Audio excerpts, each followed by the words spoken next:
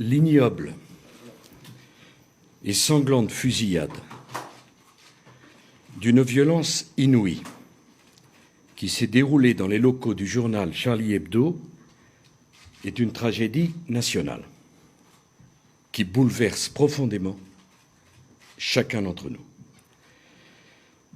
Je tiens à exprimer ma profonde émotion face à cet acte abject qui heurte la conscience humaine.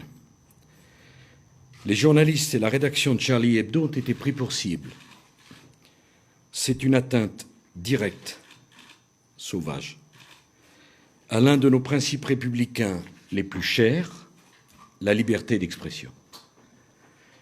Mes premières pensées se tournent vers les nombreuses victimes de cet attentat barbare. Je pense à leurs familles, à leurs proches, je pense aux forces de police qui payent un lourd tribut et je forme des vœux pour les blessés. Les coupables de ces actes barbares doivent être poursuivis et châtiés avec la plus extrême sévérité. Notre démocratie est attaquée, nous devons la défendre sans faiblesse.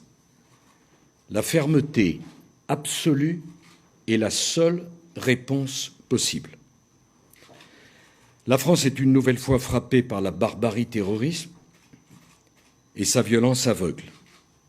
Nous ne pouvons pas céder le moindre pouce de terrain. Nous devons continuer à dire ce que nous avons envie de dire.